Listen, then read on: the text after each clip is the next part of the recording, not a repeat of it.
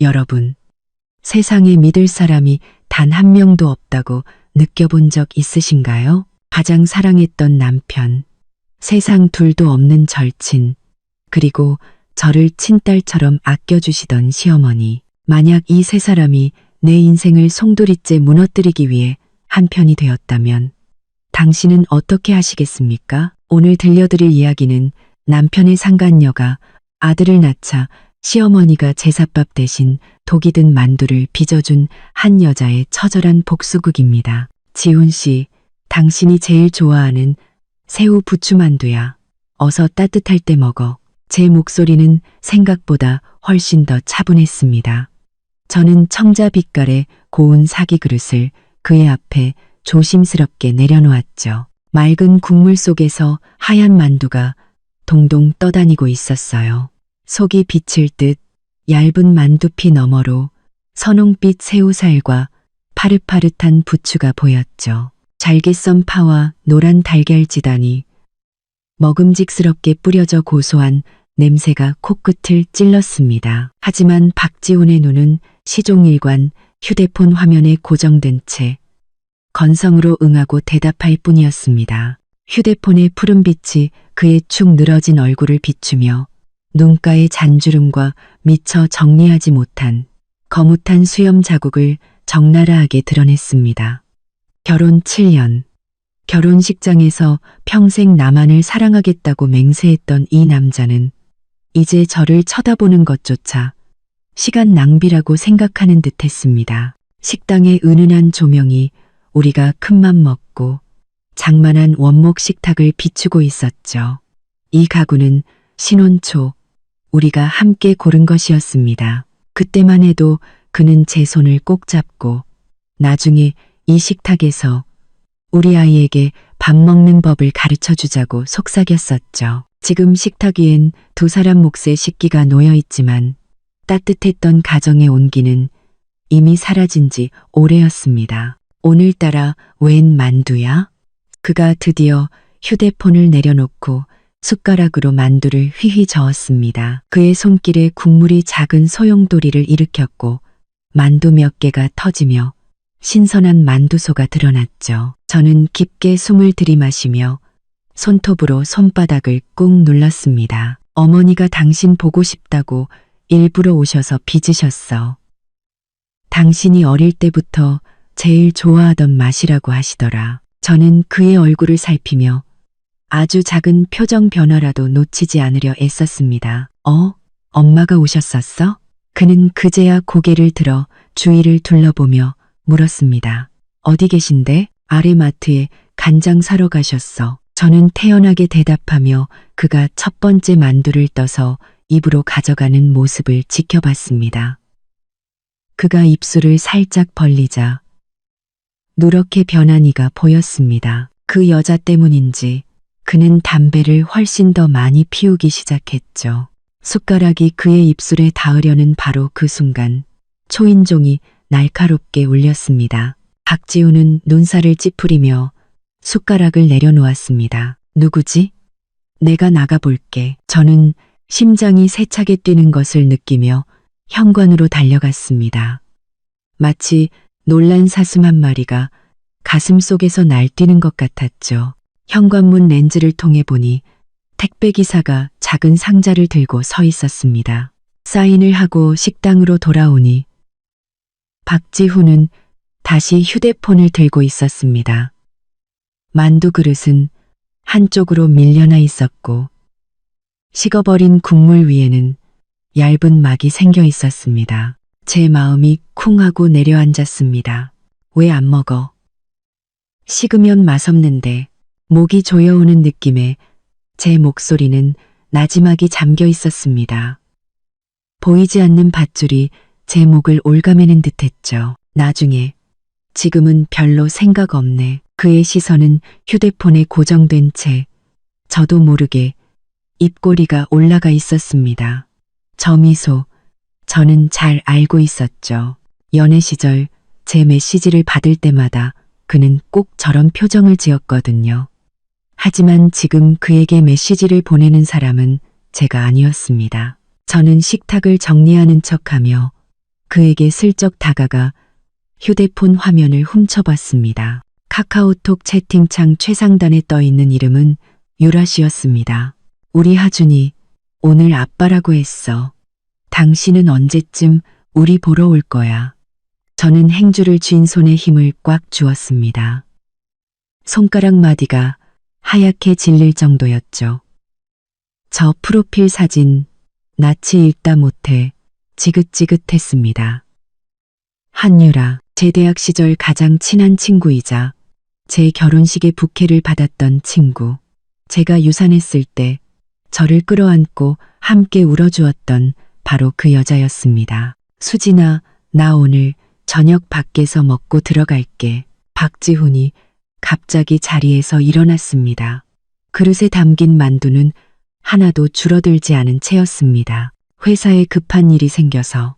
알았어. 제 목소리는 아주 먼 곳에서 들려오는 듯 했습니다. 마치 제가 아닌 다른 사람이 말하는 것 같았죠. 문이 닫히는 순간 저는 의자에 주저앉아 온몸을 부들부들 떨었습니다. 제가 무언가 잘못됐다는 걸 눈치챈 건 이번이 처음이 아니었습니다. 지난 반년 동안 박지훈의 야근은 눈에 띄게 잦아졌고 집에 돌아올 때면 늘 낯선 향수 냄새가 났습니다. 휴대폰은 항상 화면을 아래로 향하게 두었죠. 하지만 그 상대가 한유라일 줄은, 그리고 두 사람 사이에 아이까지 있을 줄은 꿈에도 몰랐습니다. 저는 기계적으로 그릇을 치웠습니다. 손도 대지 않은 만두를 쓰레기통에 쏟아부으려던 순간 쓰레기통 바닥에 찢어진 작은 비닐봉지가 눈에 띄었습니다. 거기엔 그라목손이라는 세 글자가 선명하게 남아 있었죠. 심장이 멎는 듯 했습니다. 오늘 시어머니가 오셨던 건 사실이었습니다. 싱싱한 부추 한 봉지를 들고 와서 아들에게 만두를 빚어줘야겠다고 하셨죠. 평소와 달리 유난히 다정하셨고 심지어 직접 요리까지 하셨습니다. 저는 회사에 급한 일이 생겨 밀가루 반죽만 돕고 바로 외출했었죠. 그라목손. 예전에 뉴스에서 본 기억이 났습니다.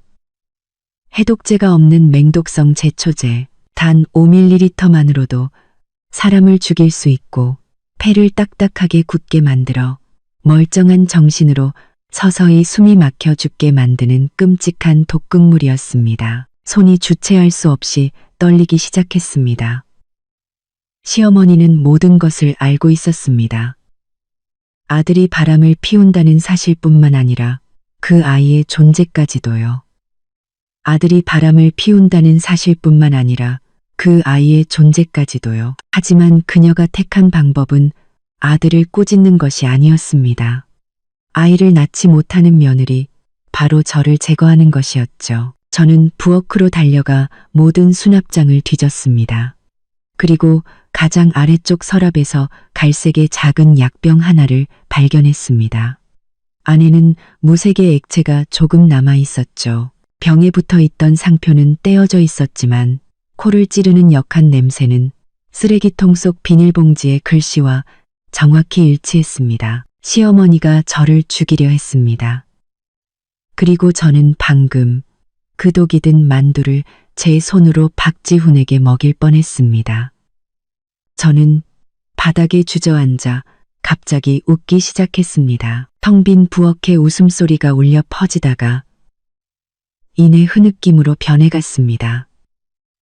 이 얼마나 끔찍한 희극인가요? 시어머니는 저를 죽이려 했고 저는 본능적으로 보호하려 했던 남편은 지금 다른 여자와 새로운 가정을 꾸리고 있는데 말입니다. 그날 밤 박지훈은 역시나 집에 돌아오지 않았습니다. 저는 침대에 누워 천장을 바라보며 하염없이 생각에 잠겼습니다.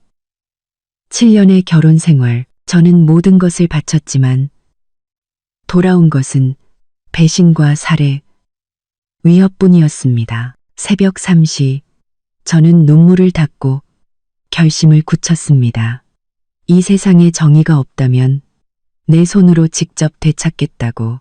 새벽 5시 17분, 저는 아파트 주차장 가장 어두운 구석, 낯선 SUV 차량 옆에 몸을 바싹 붙이고 서 있었습니다. 초가을의 바람은 이미 뼛속까지 시렸지만 저는 추위를 느끼지 못했습니다. 제 눈은 오직 지하 2층 12번 주차 공간에만 고정되어 있었죠. 박지훈의 검은색 아우디 A유가 그 자리에 그대로 있다는 것은 그가 어젯밤 집에 들어오지 않았다는 증거였습니다. 휴대폰 화면이 켜지며 박지훈에게서 메시지가 왔습니다. 어젯밤 야근이 너무 늦게 끝나서 회사에서 잤어. 아침에 회의가 있어서 오늘도 늦을 것 같아. 저는 메시지를 뚫어져라 쳐다보다 한참 만에 알았어 한 글자만 보냈습니다. 참으로 씁쓸했죠. 7년간의 결혼 생활이 제게 가르쳐 준 것이 고작 이런 연기라니. 육시 정각. 저는 제 흰색 그랜저에 올라타 백미러를 조정했습니다. 거울에 비친 제 모습이 낯설게만 느껴졌습니다. 퉁퉁 부은 눈, 헝클어진 머리, 굳게 담은 입가에 깊은 주름. 이것이 배신당한 여자의 얼굴일까요? 7시 20분. 드디어 박지훈이 나타났습니다. 작년 제 생일에 선물했던 짙은 남색 셔츠를 입고 가벼운 발걸음으로 주차장을 향하고 있었죠. 저는 몸을 낮췄습니다. 심장이 갈비뼈를 부수고 튀어나올 것처럼 미친 듯이 뛰었습니다. 그의 차가 아파트를 빠져나간 후 저는 심호흡을 하고 그 뒤를 따랐습니다. 차 2대 정도의 거리를 유지하며 그 익숙한 검은색 아우디에서 한시도 눈을 떼지 않았죠. 대학 시절 교양으로 들었던 범죄 심리학 수업이 이런 상황에서 도움이 될 줄이야. 운명의 장난은 참으로 잔인했습니다. 박지훈은 회사 방향이 아닌 서부간선도로 쪽으로 차를 몰았습니다. 저는 핸들을 쥔 손에 힘을 주어 손가락 마디가 하얗게 변했습니다. 저는 핸들을 쥔 손에 힘을 주어 손가락 마디가 하얗게 변했습니다. 차창 밖 풍경은 삭막한 도시의 빌딩 숲에서 점차 고급 주택가로 바뀌어 갔습니다. 가로수가 우거진 길 양옆으로는 정원이 딸린 멋진 빌라들이 늘어서 있었죠. 검은색 아우디는 마침내 청담 파크뷰라는 고급 빌라 단지로 들어섰습니다. 입구의 경비원은 그를 막기는커녕 익숙하게 차단기를 올려주었습니다. 제 마음은 차갑게 가라앉았습니다. 그는 이곳에 아주 자주 오는 것이 분명했습니다. 저는 빌라 맞은편 카페에 자리를 잡고 창가에 앉아 망원경으로 단지 안을 살폈습니다. 2시간 후 제 인내심은 보상받았습니다. 박지훈이 한 빌라의 테라스의 모습을 드러냈습니다. 그의 품에는 도리가 진한 듯한 남자아이가 안겨 있었죠. 곧이어 한유라도 나타났습니다. 편안한 실내복 차림의 그녀는 박지훈의 어깨에 다정하게 기댔습니다. 그 모습은 마치 뜨겁게 달군 새꼬챙이가 되어 제 가슴을 후벼 파는 것 같았습니다. 제 안의 모든 것이 갈기갈기 찢어지는 듯했죠. 손이 떨려 망원경을 제대로 들 수조차 없었고 눈물이 시야를 흐렸습니다. 사진 속 아이는 통통한 볼에 숱이 적은 머리카락을 하고 작은 손으로 박지훈의 얼굴을 토닥이고 있었습니다. 얼마나 다정한 부자의 모습인가요? 작년에 제가 유산했던 아이는 영원히 이런 기회를 가질 수 없게 되었는데 말입니다. 저는 기계적으로 카메라 셔터를 눌렀습니다. 망원 렌즈는 이 행복한 세 가족의 모습을 선명하게 담아냈습니다. 얼마나 완벽한 구도인가요? 햇살, 푸른 나무, 그리고 활짝 웃는 부모와 사랑스러운 아이. 만약 제가 이 그림 밖에 버려진 아내가 아니었다면 저 역시 이 장면에 감동했을지도 모릅니다. 점심시간이 되자 그들은 함께 외출했습니다. 박지훈이 운전하고 한유라는 아이를 안고 조수석에 앉았죠. 저는 그들을 따라 한키즈 카페로 향했습니다. 창가에 앉은 그들은 한유라가 아이에게 이유식을 떠먹이고 박지훈은 아이의 입가에 묻은 음식을 다정하게 닦아주는 모습이었습니다. 종업원이 다가와 인사를 건네는 모습으로 보아 그들은 이곳의 단골인 듯 했습니다. 저는 길 건너편 벤치에 앉아 그 모든 순간을 사진으로 남겼습니다. 고통은 이미 차가운 무감각으로 변해 있었습니다. 제 머릿속은 놀랍도록 명료했죠. 더 많은 증거가 필요했습니다. 오후 3시 그들이 빌라로 돌아간 후 저는 청담파크뷰 인근의 부동산 중개소로 들어갔습니다. 안녕하세요. 이 빌라 매물 좀 알아보려고 하는데요. 저는 젊은 여성 중개인에게 미소 지으며 말했습니다. 제 목소리가 너무나도 평온해서 저 자신조차 놀랄 정도였죠. 네, 사모님, 정말 잘 오셨어요. 청담파크뷰는 강남에서도 손꼽히는 최고급 주거단지랍니다. 중개인은 열정적으로 설명을 시작했습니다. 혹시 찾으시는 평형대가 있으신가요? 예산은 어느 정도로 생각하세요? 저는 팔동 쪽 구조가 마음에 들던데 혹시 매물이 있을까요? 저는 슬쩍 떠보았습니다. 팔동이요? 아, 마침 그 동은 작년에 거래된 게 마지막이라 당분간은. 그녀는 컴퓨터 기록을 뒤적이다가 말을 멈췄습니다. 아, 그런데 구동에 비슷한 구조가 하나 있는데 한번 보시겠어요? 좋아요. 저는 생각하는 척하며 말했습니다. 아, 맞다. 제 친구 박지훈 씨도 여기에 사는데 혹시 어느 동인지 아세요? 한 1년 전쯤에 샀을 거예요. 중개인의 표정이 미묘하게 굳어졌습니다.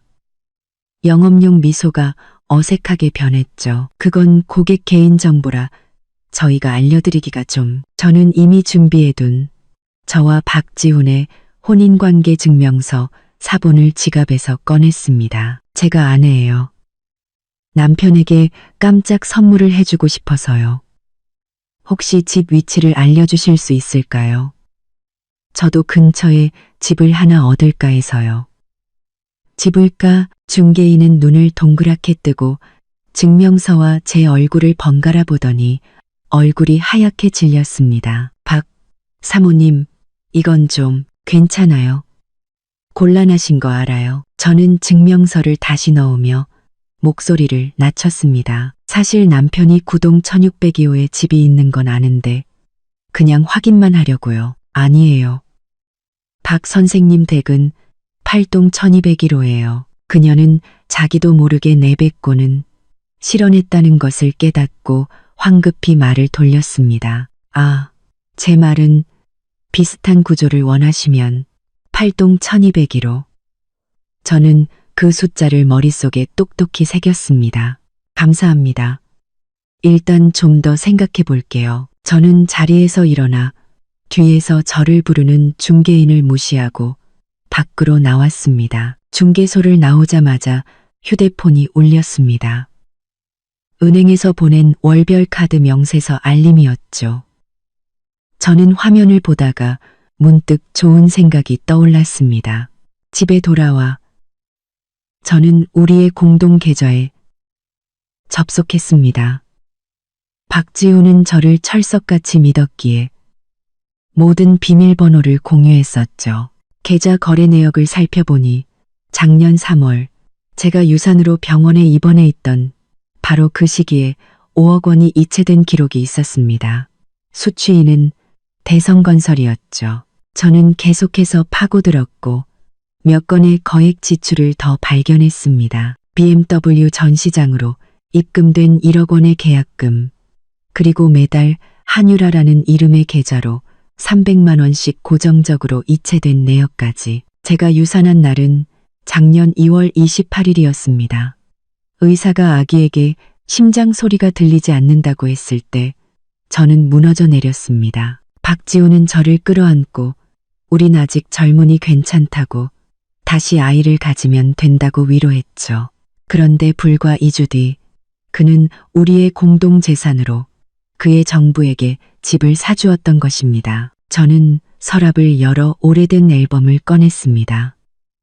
대학 시절 사진 속에서 한유라는 제 어깨에 팔을 두르고 카메라를 향해 익살스러운 표정을 짓고 있었죠. 그녀는 제 가장 친한 친구였고 제 부케를 받은 사람이었으며 제가 가장 고통스러울 때 저를 안고 울어주었던 사람이었습니다. 그런데 이제 그녀는 제 남편의 침대에서 제 돈으로 제 남편과 낳은 아이를 키우고 있었습니다. 깊은 밤 저는 바닥에 주저앉았습니다. 주위에는 사진과 은행 거래 내역 그리고 노트북이 흩어져 있었죠. 눈물은 이미 말라버렸고 남은 것은 차가운 분노뿐이었습니다. 그때 갑자기 초인종이 울렸습니다. 현관문 렌즈를 통해 보니 시어머니 오정숙 여사가 보온병을 들고 서 있었습니다. 수진아, 엄마가 너 주려고 닭곰탕 끓여왔다. 그녀는 문이 열리자마자 다정하게 말하며 들어왔지만 노는 거실 전체를 훑고 있었습니다. 지훈이는 또 야근이니?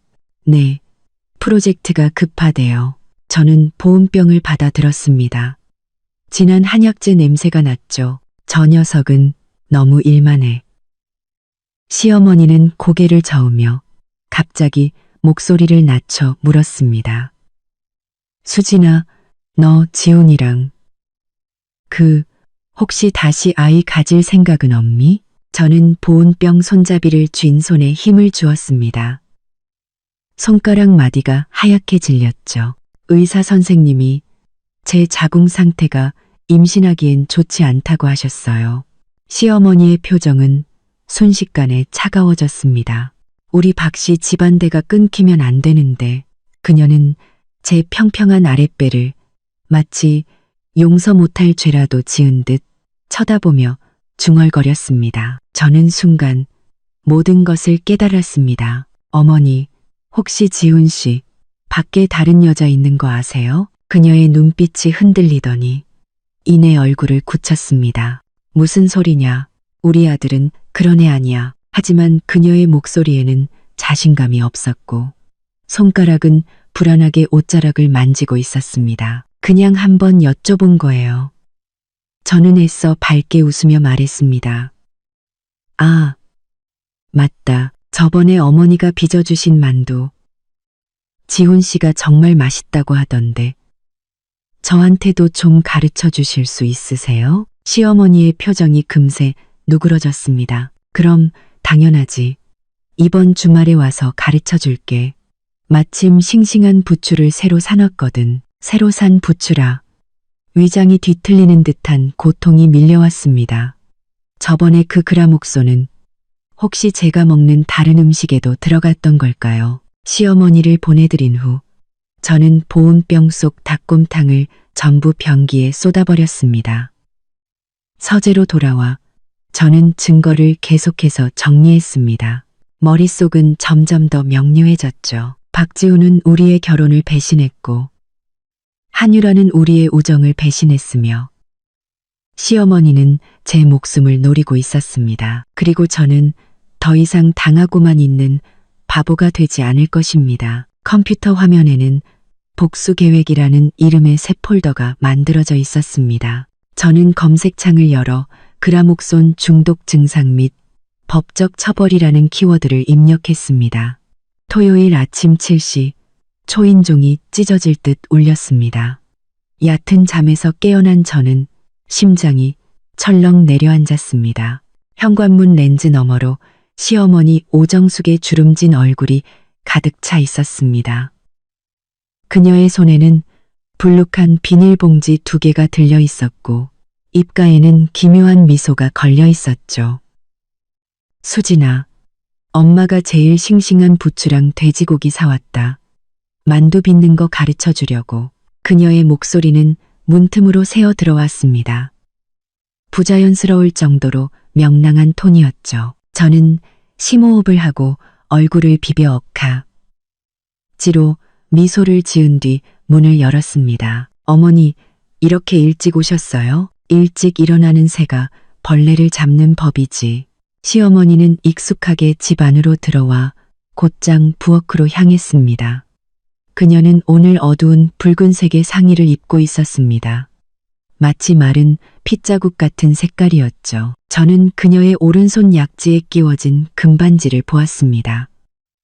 제가 생신 선물로 드린 용돈으로 사신 것이었죠. 부엌에서 시어머니는 이미 능숙하게 앞치마를 두르고 부추를 씻고 있었습니다. 물소리가 요란하게 들렸죠. 그녀는 등을 돌린 채 제게 물었습니다. 지훈이는? 또 야근이야? 네, 오늘 중요한 고객을 만나야 한대요. 저는 문틀에 기대어 그녀의 모든 행동을 관찰했습니다. 그녀의 손가락은 짧고 굵었지만 아주 재빠르게 부추를 균일한 크기로 썰어냈습니다. 그녀가 쥔 칼은 우리가 결혼할 때 샀던 독일제 쌍둥이 칼이었습니다. 아주 날카로웠죠. 저 녀석은 너무 일만해. 시어머니는 고개를 저었지만 목소리에는 자부심이 가득했습니다. 어릴 때부터 그랬어. 뭐든 최고가 되어야 직성이 풀렸지. 그녀가 갑자기 돌아서서 제 눈을 똑바로 쳐다봤습니다. 특히 대를 잇는 문제에 대해서는 아주 끔찍하게 생각했단다. 마치 그 칼에 찔린 것처럼 위장이 뒤틀리는 고통이 느껴졌습니다. 저는 그녀의 속내를 모르는 척하며 물었습니다. 제가 뭐 도와드릴까요? 아니. 넌 가서 쉬고 있어. 내가 만두소 다 만들면 부를게. 만두소 다 만들면 부를게. 반이 생고. 간이 바니 다니 보리 다니 바니. 그녀는 손을 저었습니다. 저는 고개를 끄덕이고 부엌을 나왔지만 멀리 가지 않았습니다. 복도 모퉁이에 서서 부엌 안의 모든 소리에 귀를 기울였죠. 물소리, 칼질 소리, 그리고 서랍이 열리는 소리. 가장 아래쪽에 그 서랍이었습니다. 제가 어제 그 갈색 약병을 발견했던 바로 그 서랍. 심장이 빠르게 뛰기 시작했습니다. 저는 살금살금 부엌이 보이는 위치로 이동했습니다. 시어머니는 등을 돌린 채 허리를 숙여 서랍 안에서 무언가를 찾고 있었습니다. 그녀가 몸을 일으켰을 때 손에는 작은 병이 들려 있었습니다. 바로 그 갈색 약병이었죠. 순간 온몸의 피가 차갑게 식었습니다. 그녀는 정말로 또다시 독을 넣을 작정이었습니다.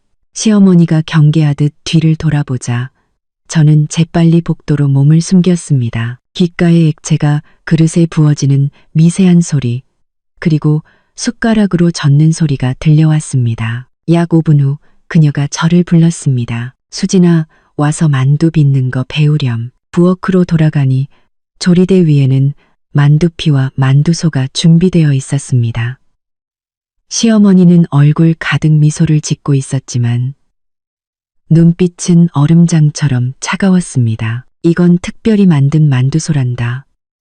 우리 지훈이가 제일 좋아하는 거지. 저는 그 파릇파릇한 부추 돼지고기 소를 쳐다보며 무색무취의 독약이 어떻게 그 안에 섞여 들어갔을지 상상했습니다. 냄새 정말 좋네요. 저는 미소 지으며 말했지만 등 뒤에서는 손톱이 손바닥을 파고들고 있었습니다. 시어머니는 만두 빚는 시범을 보이기 시작했습니다. 그녀의 손놀림은 마치 죽음의 의식을 거행하는 것처럼 능숙하고 우아했습니다. 피는 얇게, 손은 듬뿍 넣어야 맛있단다. 그녀는 빚은 만두를 접시에 가지런히 놓았습니다. 마치 작은 관들을 줄 세워놓은 것 같았죠. 저는 그녀를 따라 몇 개를 빚어보았습니다. 일부러 삐뚤빼뚤하게 만들었죠. 어머니가 빚으신 만두가 훨씬 예뻐요. 이왕 하시는 김에 많이 빚어서 냉동실에 넣어두시는 건 어때요? 지훈 씨 돌아오면 끓여주게요. 시어머니의 눈이 반짝 빛났습니다. 그래, 그래야지. 내가 많이 빚어놓을게. 그녀는 속도를 높였습니다. 손가락이 춤을 추듯 움직이자 완벽한 모양의 만두들이 도마 위에 줄지어 나타났습니다. 저는 화장실에 다녀오겠다며 자리를 떴습니다. 문을 잠그고 변기에 앉아 심호흡을 했죠. 거울 속 제 얼굴은 핏기 하나 없이 창백했고 눈 밑에는 짙은 다크서클이 내려와 있었습니다. 저는 수도꼭지를 틀어 차가운 물로 손목을 적시며 마음을 진정시키려 애썼습니다. 2년 전의 기억이 문득 떠올랐습니다. 그때 저는 막 임신 사실을 알게 되었고 시어머니는 기쁨에 겨워 전화기 너머로 소리를 질렀습니다. 다음 날 바로 온갖 보약을 싸들고 찾아오셨죠.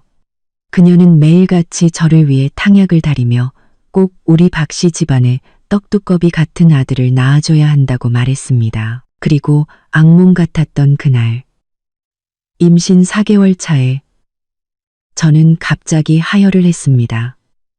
병원에서 의사는 무표정한 얼굴로 태아의 심장이 멎었다고 말했죠. 저는 수술대 위에 누워 차가운 기계 소리를 들으며 베개가 다 젖도록 눈물을 흘렸습니다. 수술 후 시어머니의 태도는 미묘하게 변하기 시작했습니다.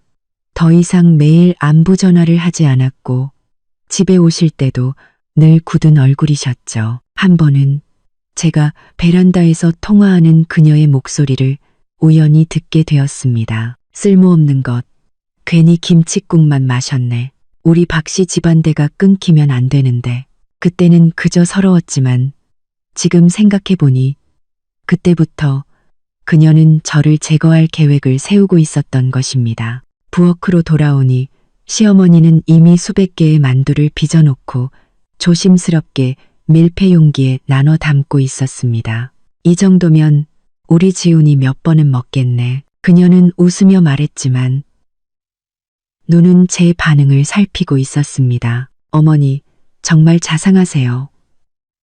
제가 냉장고에 넣어드릴게요. 저는 감동한 척했습니다. 아니, 내가 할게. 그녀는 직접 밀폐 용기를 냉동실 가장 깊숙한 곳, 제가 평소에 잘 들여다보지 않는 구석에 넣어두었습니다. 시어머니는 떠나기 전 제게 몇 번이고 당부했습니다. 꼭 지훈이 먹여야 한다. 내가 걔를 위해 특별히 빚은 거라고 전해주렴. 그녀의 눈빛에는 무언가 중요한 순간을 기다리는 듯한 조급한 기대감이 서려 있었습니다. 저는 창가에 서서 그녀의 뒷모습이 아파트 입구에서 사라지는 것을 지켜봤습니다. 그녀의 걸음걸이는 60대 노인이라고는 믿기지 않을 만큼 가벼웠습니다. 마치 중대한 임무를 완수한 사람처럼 보였죠. 그녀가 완전히 떠난 것을 확인한 후 저는 즉시 부엌으로 달려가 냉동실 가장 안쪽에서 그 특별한 만두를 꺼냈습니다. 손이 떨려 용기를 떨어뜨릴 뻔했죠. 투명한 뚜껑 너머로 가지런히 놓인 작은 만두들은 너무나도 순진무구해 보였습니다. 누가 이 안에 치명적인 독이 들어있다고 상상이나 할 수 있을까요? 저는 고무장갑을 끼고 조심스럽게 만두 3개를 꺼내 밀봉 비닐에 담아 가방 속에 숨겼습니다. 그리고 대담한 결정을 내렸죠. 남은 독 만두는 전부 쓰레기통에 버리고 그 자리에 제가 며칠 전에 빚어두었던 평범한 만두를 대신 채워 넣었습니다. 모든 일을 마친 후 저는 소파에 주저앉았습니다. 온몸이 식은땀으로 흠뻑 젖어 있었죠. 창문으로 들어온 햇살이 바닥에 밝은 띠를 만들고 있었지만 저는 마치 그림자와 빛의 경계에 앉아 잔인한 선택을 앞둔 기분이었습니다. 경찰에 신고해야 할까? 아니면 박지훈이 저독 만두를 먹게 둬야 할까? 그 생각만으로도 온몸에 소름이 돋았습니다. 27년 평생 닭 한 마리 잡아본 적 없는 제가 이제 간접적이나마 살인을 고민하고 있었습니다. 그 생각만으로도 온몸에 소름이 돋았습니다. 그 생각만으로도 온몸에 소름이 돋았습니다. 하지만 박지훈과 시어머니는 저를 죽이려고 하지 않았던가요? 그때 휴대폰이 울렸습니다. 박지훈에게서 온 메시지였습니다. 오늘 저녁집에 가서 먹을게. 당신이 해준 생선 조림 먹고 싶다. 저는 메시지를 보며 피식 웃었습니다. 이 얼마나 평범한 부부의 대화인가요? 그 이면에 이토록 추악한 비밀이 숨겨져 있을 줄 누가 알까요? 저는 답장했습니다. 알았어. 어머니가 빚어주신 만두도 준비해 놓을게.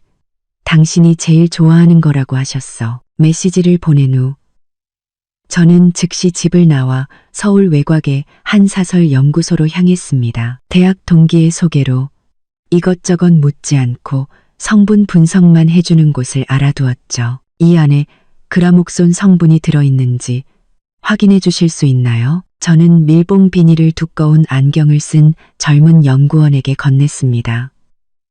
그는 비닐을 받아들고 눈살을 찌푸렸습니다. 이건 특수검사라. 비용이 꽤 비쌀 텐데요. 돈은 상관없어요. 저는 현금 다발을 건네며 말했습니다. 최대한 빨리요. 저는 현금 다발을 건네며 말했습니다. 최대한 빨리요. 최대한 빨리요. 3시간 후 결과가 나왔습니다. 연구원의 표정은 아주 심각했죠. 네. 그라목손 성분이 검출됐습니다. 농도가 아주 높아요. 이 만두 3개만으로도 충분히 치사량입니다. 저는 고개를 끄덕이고 그에게 감사 인사를 전한 뒤 조용히 연구소를 나왔습니다. 하지만 문을 나서자마자 다리에 힘이 풀려 벽을 짚고서야 겨우 설 수 있었습니다. 마지막 희망마저 사라졌습니다. 시어머니는 정말로 저를 죽이려 했습니다. 집으로 돌아오는 길에 저는 약국에 들러 비타민 몇 통과 겉모양이 비슷한 평범한 위장약을 샀습니다. 집에 도착하자마자 비타민을 빈 약병에 쏟아붓고 원래 들어있던 약은 금고에 숨겼습니다. 그 약은 제가 평소에 먹던 항우울제였습니다. 만약 누군가 제 소지품을 조사한다면 제가 최근 약을 과다 복용하고 있었다는 증거가 될 테죠. 어둠이 내릴 무렵 박지훈이 돌아왔습니다. 그는 피곤해 보였지만 한편으로는 만족스러운 표정이었습니다. 넥타이는 느슨하게 풀어져 있었고 몸에서는 한유라가 가장 좋아하는 샤넬 향수 냄새가 희미하게 났습니다. 배고파 죽겠다. 그는 서류 가방을 던져두고 곧장 부엌으로 향했습니다. 만두는 냉장고에 있어. 어머니가 빚으신 거야. 저는 문틀에 기대어 그의 표정을 살폈습니다. 꼭 당신 맛보여주라고 하시더라. 그가 냉동실을 열어 제가 바꿔치기한 만두 용기를 꺼냈습니다. 엄마가 요즘 당신한테 잘해주네? 그는 무심코 말했지만 그 목소리에는 제가 포착한 미세한 긴장감이 서려 있었습니다. 응. 갑자기 나한테 엄청 잘해주셔. 내가 요즘 너무 말랐나 봐. 저는 미소 지으며 대답했습니다. 박지훈이 만두를 끓이는 동안 저는 식탁을 정리하는 척하며 그를 몰래 관찰했습니다. 그는 익숙하게 물을 끓이고 콧노래를 흥얼거리는 등 기분이 좋아 보였습니다. 그의 휴대폰은 조리대 위에 놓여 있었고 화면은 수시로 한유라가 보낸 메시지로 밝아졌습니다. 아, 맞다. 나 다음 주에 출장 가. 한 일주일 정도 걸릴 거야. 어디로? 저는 아무렇지 않은 척 물었습니다. 부산에 논의해야 할 프로젝트가 있어서. 그는 등을 돌린 채 냄비에 찬물을 부으며 말했습니다. 저는 고개를 끄덕이며 그의 거짓말을 모른 척했습니다. 지난주에 훔쳐본 그의 일정표에 다음 주 출장 계획은 없었습니다. 아마 한유라와 아이를 데리고 휴가라도 갈 작정이겠죠. 우리의 공동 계좌에 있는 돈으로 말입니다. 만두가 다 끓자 박지훈은 2 그릇을 담았습니다. 당신도 좀 먹을래? 그는 물었지만 그 말투에는 제가 거절하기를 바라는 기색이 역력했습니다. 난 배 안 고파. 당신 다 먹어. 저는 미소 지으며 그가 첫 번째 만두를 떠서 입에 넣고 씹고 삼키는 모습을 지켜봤습니다. 어때? 제가 물었죠. 역시 엄마가 해준 맛이야. 그는 만족스럽게 웃으며 계속해서 만두를 먹었습니다. 저는 그가 한 그릇을 다 비울 때까지 뚫어져라 쳐다봤습니다. 마음속에는 기묘한 평온함이 밀려왔죠. 이 만두에는 독이 없었습니다. 하지만 시어머니는 그 사실을 모르겠죠. 다음에 그녀가 독을 넣을 때 그 치명적인 만두를 먹게 될 사람은 과연 누구일까요? 밤에 박지훈이 잠들자 저는 조용히 일어나 그의 휴대폰을 열었습니다. 비밀번호는 우리의 결혼 기념일이었습니다. 이 얼마나 끔찍한 아이러니인가요? 사진첩은 한유라와 아이의 사진으로 가득했습니다. 가장 최근 사진은 오늘 오후에 찍은 것이었죠. 한유라가 아이를 안고 놀이공원에서 환하게 웃고 있었습니다. 저는 계속해서 사진첩을 살피다 암호가 걸린 폴더 하나를 발견했습니다. 몇 개의 비밀번호를 시도해봤지만 열리지 않다가 마지막으로 아이의 생일을 입력하자 폴더가 열렸습니다. 안에는 집 계약서, 차량 등록증, 그리고 유언장 초안이 있었습니다. 그의 명의로 된 모든 재산을 한유라와 내 사랑하는 아들 박하준에게 남긴다는 내용이었죠. 제 이름은 단 한 글자도 없었습니다. 침대로 돌아와 저는 뜬 눈으로 밤을 새웠습니다. 첫 햇살이 침실로 들어올 때쯤 제 마음속에는 더 이상 망설임이나 두려움이 남아있지 않았습니다.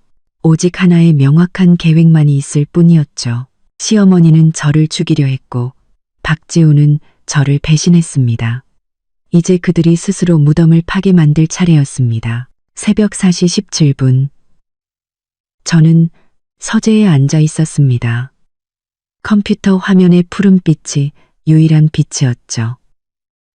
화면에는 검색 기록이 가득했습니다. 그라목손 중독 증상 시간표, 농약 중독 부검시 발견 가능성, 가정 내 독살 사건 해결률. 제 손가락은 키보드 위에서 춤을 추었고 눈은 건조하고 아팠지만 쉴 틈이 없었습니다. 검색 결과 하나하나가 퍼즐 조각처럼 제 머릿속에서 거대한 그림을 완성해 나가고 있었습니다. 그라목손은 무색무취, 5ml만으로도 치명적. 초기 증상은 단순 장염과 유사. 48시간 후 폐섬유화 시작.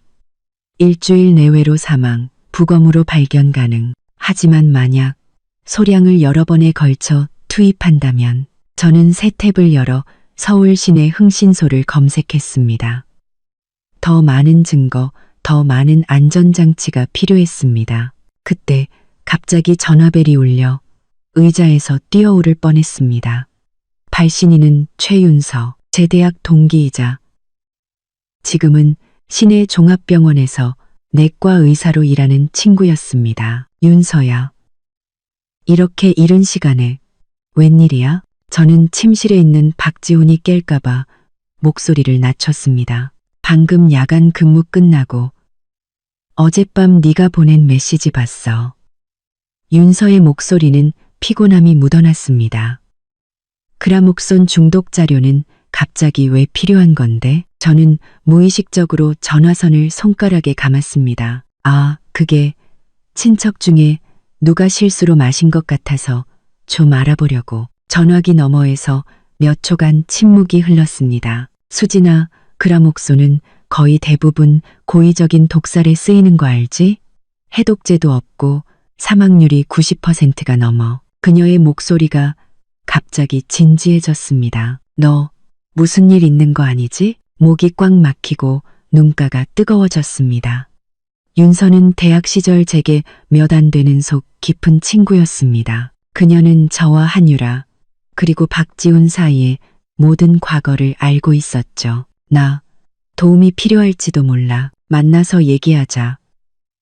윤서는 단호하게 말했습니다. 오늘 오후 3시 우리 늘 가던 데서 봐. 전화를 끊고 저는 의자에 기대어긴 한숨을 내쉬었습니다.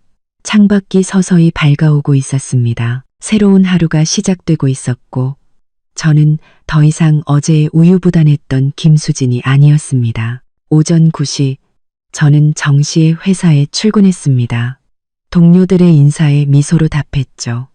제 마음속에서 어떤 폭풍이 몰아치고 있는지 아무도 눈치채지 못했습니다. 점심시간, 저는 사무실을 빠져나와 강동구의 한 흥신소로 향했습니다. 낡은 오피스텔 건물 7층에 자리 잡은 그곳은 간판이 너무 작아 거의 보이지 않을 정도였죠. 문을 열고 들어가니 자욱한 담배 연기 속에 40대 중반의 한 남자가 앉아 있었습니다. 얼굴의 주름이 마치 칼로 새겨놓은 듯 깊었습니다. 김수진 씨 되시죠? 그는 담배를 비벼끄며 제게 앉으라고 손짓했습니다. 전화로 말씀하신 추적 조사는 저는 가방에서 박지훈과 한유라의 사진을 꺼내 그의 앞에 밀어놓았습니다. 이 남자의 모든 동선을 기록해 주세요. 특히 이 여자와 만나는 상황을요.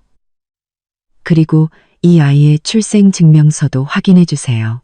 탐정은 사진을 힐끗 보더니 눈썹 하나 까딱하지 않고 말했습니다. 불륜조사, 일주일, 계약금 2천만 원입니다. 저는 고개를 끄덕이고 지갑에서 미리 준비해둔 현금을 꺼냈습니다. 박지훈은 모르는 제 개인 비상금이었습니다. 최대한 빨리 부탁드립니다. 흥신소를 나와 저는 시계를 확인했습니다. 아직 해야 할 일이 하나 더 남아 있었죠. 저는 강남의 한 고급 에스테틱으로 들어갔습니다.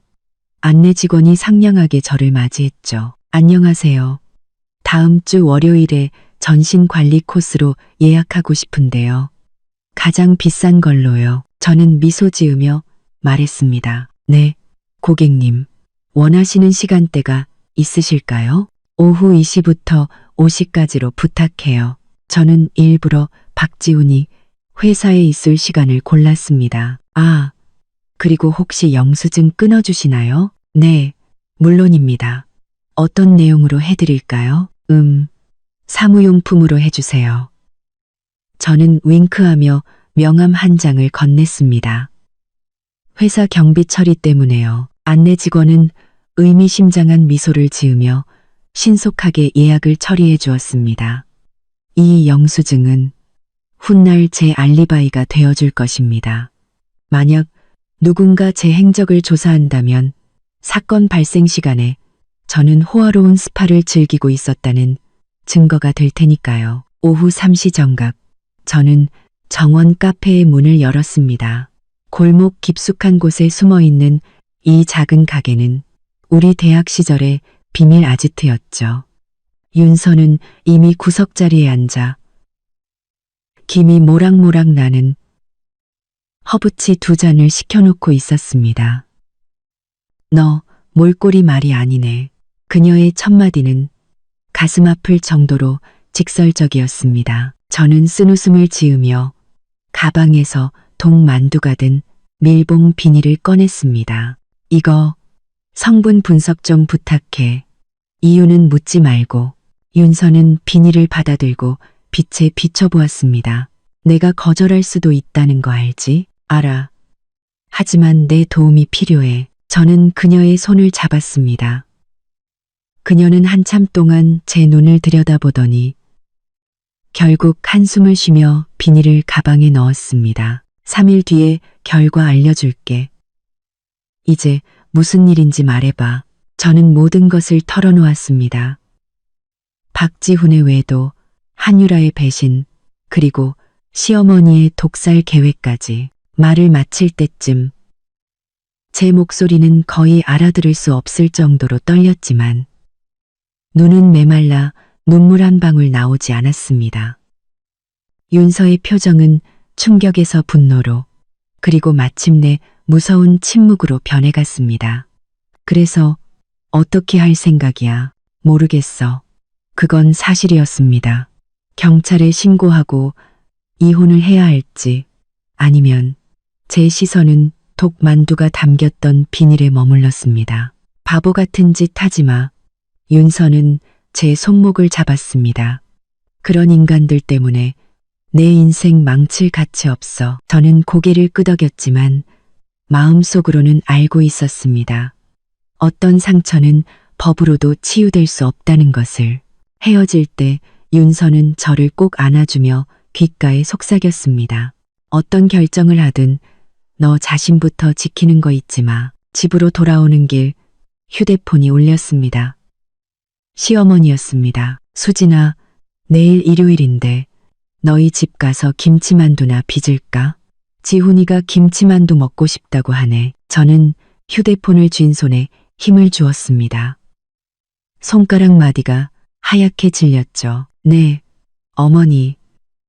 마침 저도 어머니 손맛 좀 배우고 싶었어요. 전화를 끊고 저는 입가에 냉소를 지었습니다. 김치만두라. 독을 넣기에 또 얼마나 좋은 재료인가요? 하지만 이번에는 저도 준비가 되어 있었습니다. 일요일 아침, 시어머니는 약속 시간보다 1시간이나 일찍 도착했습니다. 제가 문을 열자 그녀는 양손 가득 짐을 들고 얼굴에는 미소를 가득 머금고 있었죠. 하지만 눈 속의 냉기는 조금도 가시지 않았습니다. 어머니, 이렇게 일찍 오셨어요? 응. 지훈이는 헬스장 갔다가 점심때 나온다며? 우리 둘이 얘기나 좀 하자. 시어머니는 곧장 부엌으로 가 짐을 풀기 시작했습니다. 잘 익은 김치, 돼지고기, 밀가루, 그리고 익숙한 갈색 약병 하나가 그녀의 앞치마 주머니 속으로 재빨리 사라졌습니다. 저는 못 본 척 앞치마를 두르고 밀가루 반죽을 시작했습니다. 어머니, 저 반죽하는 것 좀 가르쳐 주세요. 전 맨날 질게 되더라고요. 시어머니는 제 순종적인 태도가 의외였는지 놀란 눈으로 저를 쳐다봤습니다. 그래. 물은 조금씩 부어야 한단다. 그 후 2시간 동안 저는 모범생처럼 그녀의 모든 가르침을 열심히 배웠습니다. 반죽의 농도, 만두소의 간, 만두 빚는 모양까지 시어머니는 점차 경계를 풀었고 심지어 제가 빨리 배운다고 칭찬까지 했습니다. 수진아, 너 사실은 꽤 똑똑한 애야. 그저 배속이 부실해서 그렇지. 저는 뺨을 때리고 싶은 충동을 꾹 참고 고개를 숙여 만두를 계속 빚었습니다. 네, 어머니 실망시켜드려서 죄송해요. 에휴. 우리 박씨 집안은 3대 독자란 말이다. 시어머니는 또 그 얘기를 꺼내며 멀리 놓인 자신의 가방 쪽으로 시선을 돌렸습니다. 그 갈색 약병이 들어있는 곳이었죠. 그녀가 화장실에 간 틈을 타 저는 재빨리 움직였습니다. 그녀의 가방에서 약병을 찾아내 액체의 절반을 미리 준비한 작은 시험관에 덜어냈습니다. 그리고 그만큼의 맹물을 채워 넣었죠. 모든 과정은 20초도 걸리지 않았고 제 손은 놀랍도록 안정적이었습니다. 시어머니는 돌아와서 자신의 비밀 병기가 희석되었다는 사실을 전혀 눈치채지 못한 채 만두를 계속 빚었습니다. 점심때가 되자 박지훈이 땀을 뻘뻘 흘리며 돌아왔습니다. 배고파 죽겠다.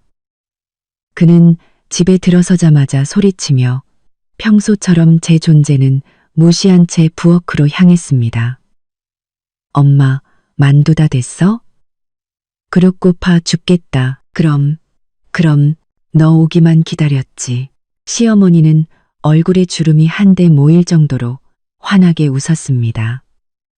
저는 옆에 서서 그 다정한 모자의 모습을 보며 속에서 차가운 증오가 끓어오르는 것을 느꼈습니다. 박지훈은 제게 밥 먹었냐는 말 한마디 건네지 않았습니다. 마치 제가 이 집의 투명 인간인 것처럼요. 만두가 다 끓자 시어머니는 첫 접시를 박지훈 앞에 밀어주었습니다. 어서 먹어봐. 엄마가 널 위해 특별히 빚은 거야. 저는 그녀가 널 위해라는 말을 유독 강조하며 이상한 빛을 띠는 눈으로 저를 힐끗 쳐다보는 것을 놓치지 않았습니다. 박지훈은 아무런 의심 없이 만두를 먹기 시작했습니다. 단숨에 20개는 먹어치웠죠. 진짜 맛있다. 역시 엄마 손맛이 최고야. 시어머니는 더욱 환하게 웃으며 제 쪽으로 시선을 돌렸습니다.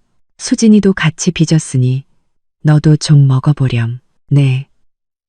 저는 미소 지으며 만두 하나를 집어 입에 넣고 천천히 씹었습니다. 시어머니는 제가 만두를 삼킬 때까지 뚫어져라 제 행동을 지켜봤습니다. 그 식사는 기묘하게 화기애애한 분위기 속에서 끝났습니다.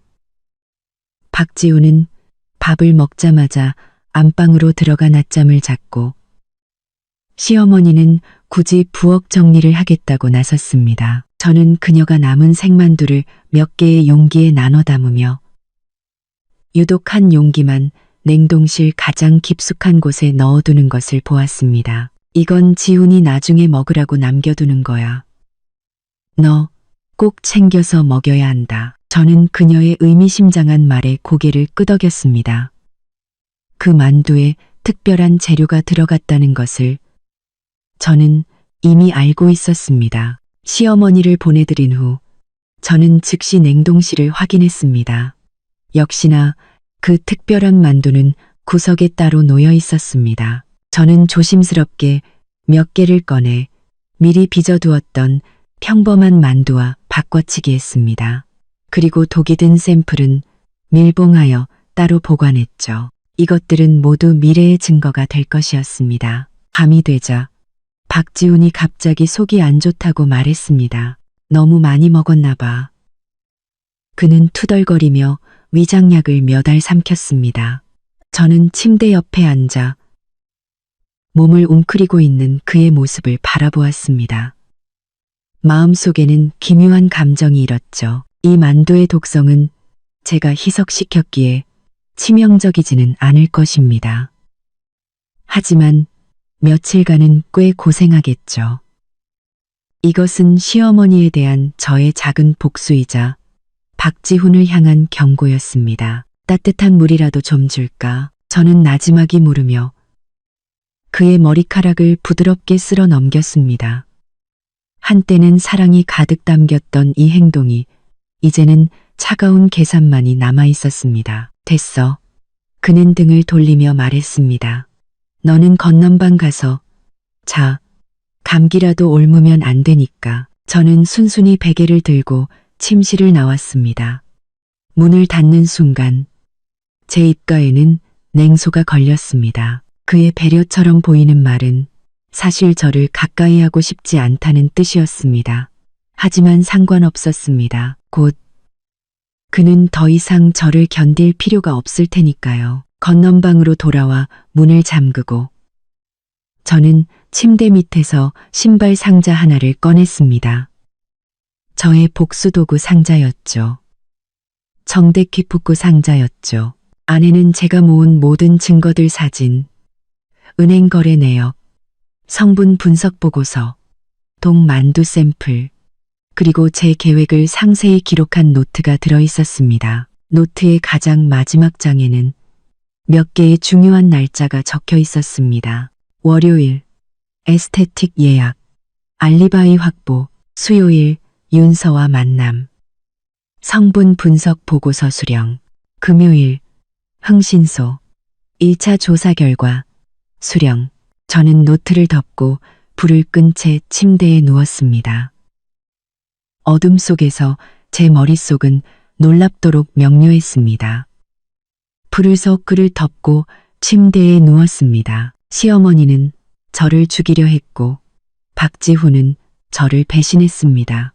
그리고 저는 더 이상 당하고만 있는 피해자가 되지 않을 것입니다. 이 전쟁은 이제 막 시작되었고 저는 이미 선수를 차지했습니다. 수요일 저녁 7시 저는 부엌에 서서 냄비 속에서 끓고 있는 만두를 바라보고 있었습니다. 이것은 시어머니가 지난주에 빚었던 특별한 만두였습니다.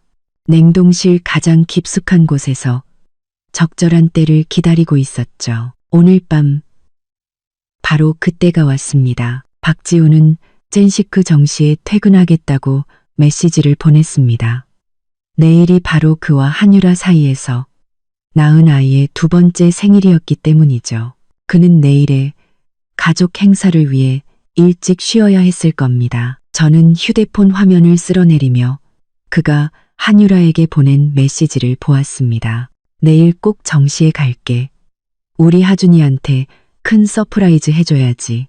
뒤이어 하트 이모티콘 3개가 붙어 있었습니다. 만두가 끓는 물 속에서 떠올랐다. 가라앉기를 반복하며 얇은 피가 점점 투명해졌습니다.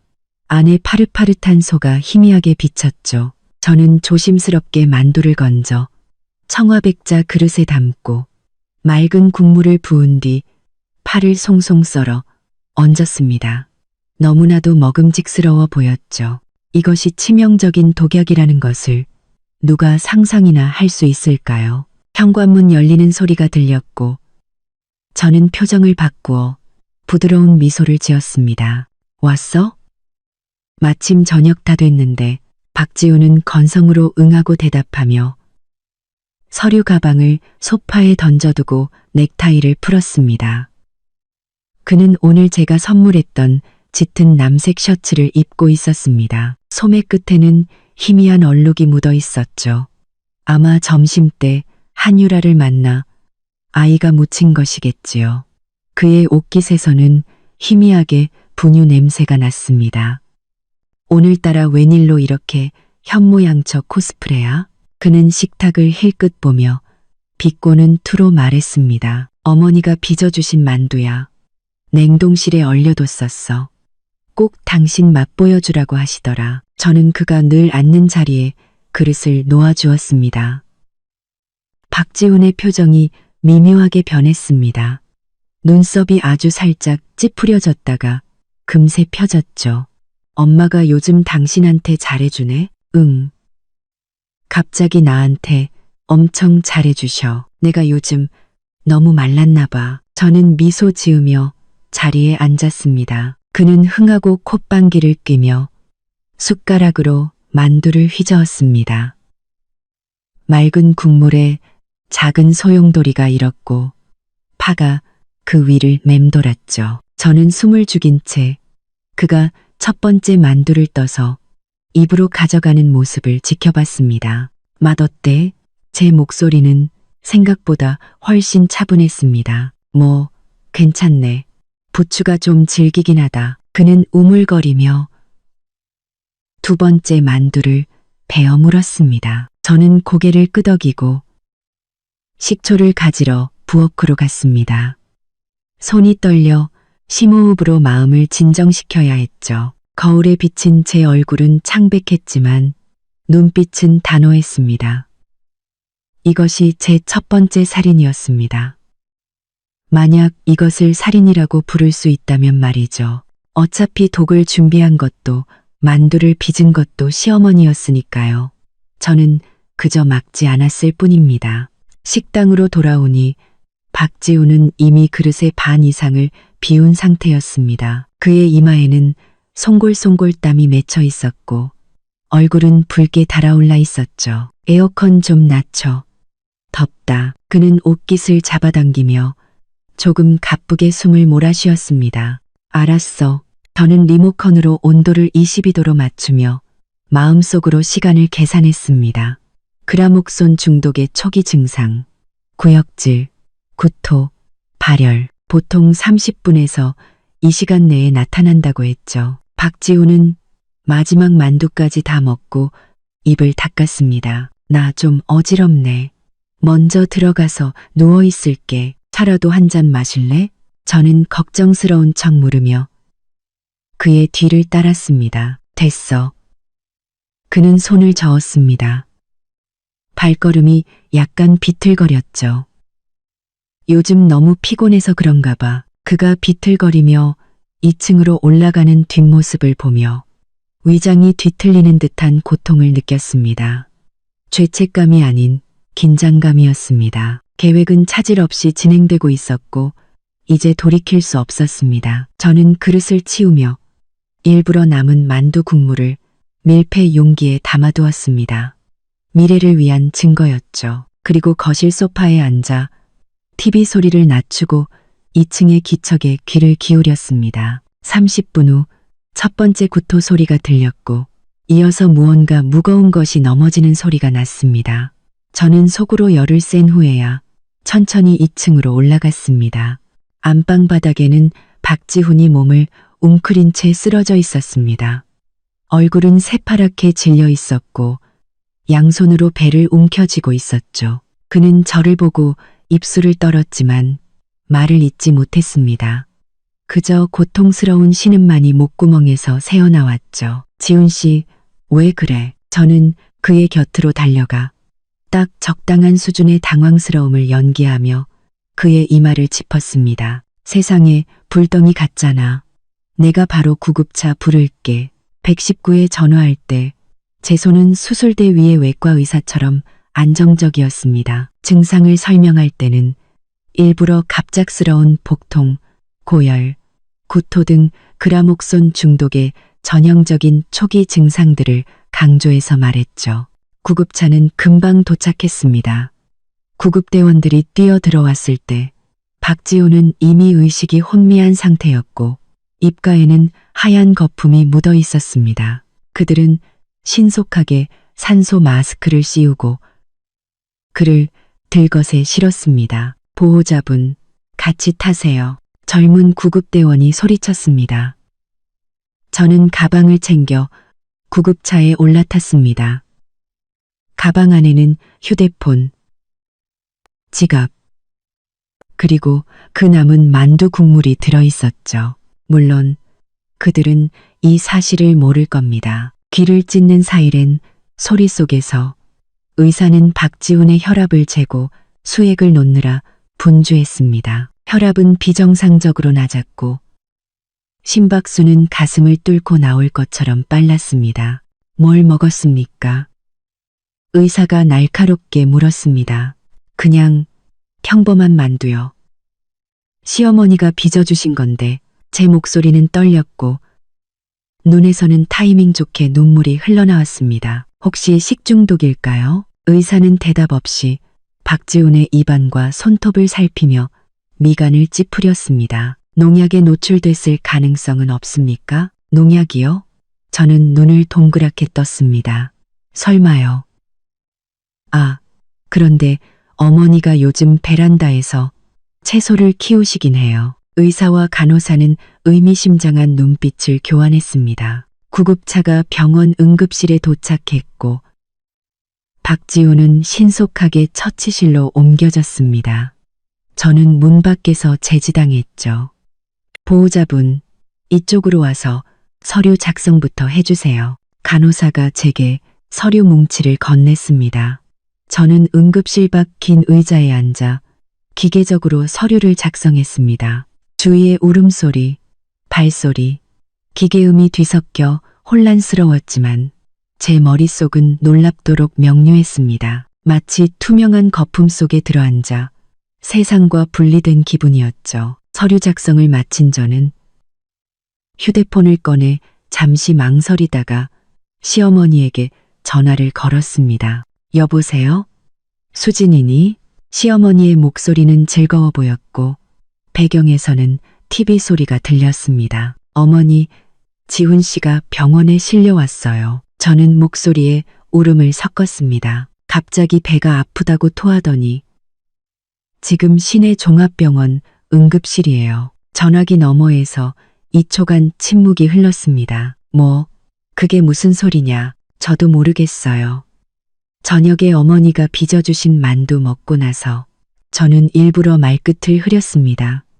또다시 아까보다 더 긴 침묵이 흘렀습니다. 나 지금 바로 갈게. 그녀의 목소리는 갑자기 이상하게 변했습니다. 놀라움도 걱정도 아닌 기묘하게 차분한 톤이었습니다. 전화를 끊고 저는 눈가를 훔쳤습니다. 사실 눈물은 나지 않았지만 연기는 계속해야 했죠. 그리고 휴대폰 사진첩을 열어 어제 흥신소에서 보내온 최신 사진을 보았습니다. 박지훈과 한유라가 새로 생긴 놀이공원에서 아이를 데리고 환하게 웃고 있는 사진이었죠. 사진 날짜는 지난 일요일 그가 야근을 한다고 거짓말했던 바로 그날이었습니다. 저는 화면 속 박지훈의 웃는 얼굴을 손가락으로 쓸어보았습니다. 지금쯤 저 얼굴은 고통으로 일그러져 있겠죠. 박지훈 씨 보호자분, 처치실 문이 열리고 마스크를 쓴 의사가 나왔습니다. 네, 제가 아내예요. 저는 즉시 일어나 두 손을 가슴 앞에 모으고 물었습니다. 남편은 괜찮은가요? 일단 농약 중독으로 의심됩니다. 의사의 눈빛은 날카로웠습니다. 정말로 농약에 접촉한 적이 없다고 확신하십니까? 전 잘 모르겠어요. 하지만 시어머니가 요즘 베란다에서 채소를 키우시면서 농약을 좀 쓰셨다고. 혹시 만두소에 들어간 채소 때문일까요? 의사의 눈빛이 변했습니다. 무슨 만두 말입니까? 시어머니가 빚어주신 만두요. 부추만두인데 아마 직접 키우신 부추를 쓰셨을지도 몰라요. 저는 가방에서 밀폐 용기를 꺼냈습니다. 국물이 조금 남았는데 도움이 될까요? 의사는 거의 용기를 빼앗다시피 받아들었습니다. 이거 즉시 성분 분석해야 합니다. 남편분 상태가 아주 위험합니다. 이미 급성 신부전 증상이 보이고 있어요. 이번에는 정말로 눈물이 터져 나왔습니다. 박지훈 때문이 아니라 저 자신 때문이었습니다. 이 모든 것이 너무나도 현실적이어서 무서웠습니다. 제가 정말로 남편을 중환자실에 보냈고 그의 죽음을 지켜보게 될지도 모른다는 사실이. 의사 선생님, 제발 남편 좀 살려주세요. 저는 의사의 가운을 붙잡고 갈라지는 목소리로 애원했습니다. 저희 결혼한 지 7년 됐어요. 그 사람은 제 전부란 말이에요. 의사는 제 어깨를 두드리며 샘플을 들고 급히 검사실로 향했습니다. 저는 다시 자리에 앉아 벽에 걸린 시계를 보았습니다. 밤 9시 47분. 박지훈이 만두를 먹은 지 이 시간 12분이 지나 있었습니다. 복도 끝에서 급한 발소리가 들렸습니다. 시어머니 오정숙이 달려오고 있었습니다. 얼굴은 창백했지만 이상할 정도로 침착해 보였죠. 지훈이는? 아직 처치실에 있니? 네, 의사 선생님이 농약 중독이래요. 저는 그녀의 반응을 살피며 말했습니다. 시어머니의 눈빛이 흔들리더니 입술을 굳게 다물었습니다. 그럴 리가, 어머니. 저는 그녀의 눈을 똑바로 쳐다보며 물었습니다. 만두에 넣으신 부추, 혹시 농약 치신 거 아니에요? 그녀의 동공이 순간 수축했고 손가락은 불안하게 옷자락을 만지작거렸습니다. 난 몰라. 그랬을지도 모르지. 바로 그때 처치실 문이 다시 열리고 다른 의사가 나왔습니다. 박지훈 씨 보호자분. 환자를 즉시 중환자실로 옮겨야 합니다. 1차 진단 결과 그라목손 중독입니다. 혹시 섭취량을 아시는 분 계십니까? 그라목손 중독입니다. 그라목손 중독입니다. 박지훈 씨 보호자분. 환자를 즉시 중환. 시어머니의 몸이 휘청하더니 벽을 짚어야 했습니다. 그녀의 얼굴은 잿빛으로 변했고 눈은 공포로 가득 차 있었습니다. 그라목손이라고요? 네, 아주 위험한 농약입니다. 지금 중독 시간과 섭취량을 알아야 치료 계획을 세울 수 있습니다. 저는 타이밍 좋게 충격과 혼란에 빠진 표정을 지었습니다. 저녁에 만두 먹은 것밖에 없어요. 한 2시간 전쯤에요. 시어머니가 갑자기 의사의 팔을 붙잡았습니다. 그 힘이 어찌나 센지 의사가 놀랄 정도였죠. 의사 선생님, 우리 아들 살 수 있나요? 의사는 잠시 망설였습니다. 그라목손 중독은 사망률이 매우 높습니다. 하지만 최선을 다하겠습니다. 일단 서류의 서명부터 해주셔야 합니다. 그 후 30분은 한편의 부조리극 같았습니다. 저와 시어머니는 작은 방으로 안내되어 온갖 동의서와 위급 상황 통지서에 서명했습니다. 시어머니의 손은 펜을 쥘 수 없을 정도로 떨렸지만 저는 차분하게 하나씩 이름을 적어 내려갔습니다. 파구낭 펜을 찍어서 서명을 마치고 간호사는 우리를 중환자실 앞으로 안내했습니다. 시어머니는 오는 내내 그럴 리가 없어. 어떻게 분명히 라며 중얼거렸습니다. 그녀의 눈빛은 초점을 잃었고 이마에는 식은땀이 송골송골 맺혀 있었습니다. 중환자실 앞 긴 의자에 앉아 우리는 말없이 기다렸습니다. 그때 시어머니가 갑자기 제 쪽으로 몸을 돌렸습니다. 그녀의 눈빛은 무서울 정도로 날카로웠죠. 수진아, 그 만두 전부 지훈이한테 줬니? 아니요. 한 그릇만 끓였어요. 한 15개쯤 됐나. 저는 기억을 더듬는 척했습니다. 나머지는 아직 냉장고에 있어요. 시어머니의 숨소리가 거칠어졌습니다. 그녀는 일어섰다가 다시 앉기를 반복하며 손가락으로 무릎을 초조하게 두드렸습니다. 나 전화 좀 하고 올게. 그녀는 갑자기 말하고는 복도 끝으로 황급히 사라졌습니다. 저는 조용히 그 뒤를 따라 모퉁이에 몸을 숨겼습니다. 시어머니는 목소리를 아주 낮췄지만 저는 중요한 부분을 똑똑히 들을 수 있었습니다. 문제가 생겼어. 지훈이가 중독됐어. 그라목손이래. 어떻게 된 건지 모르겠어. 분명히 걔가 먹었어야 했는데 순간 온몸의 피가 차갑게 식었습니다. 역시 시어머니의 목표는 처음부터 저였습니다. 그 독만두는 원래 제가 먹었어야 했던 것입니다. 운명의 장난으로 그 만두는 박지훈의 뱃속으로 들어갔던 것이죠. 대기실로 돌아와 저는 아무것도 모르는 척했습니다. 시어머니도 곧 돌아왔지만 얼굴은 더욱 굳어 있었습니다. 우리는 계속해서 침묵 속에 시계 초침 소리만 들으며 기다렸습니다. 새벽 1시 마침내 주치의가 나왔습니다. 환자는 일단 안정됐습니다.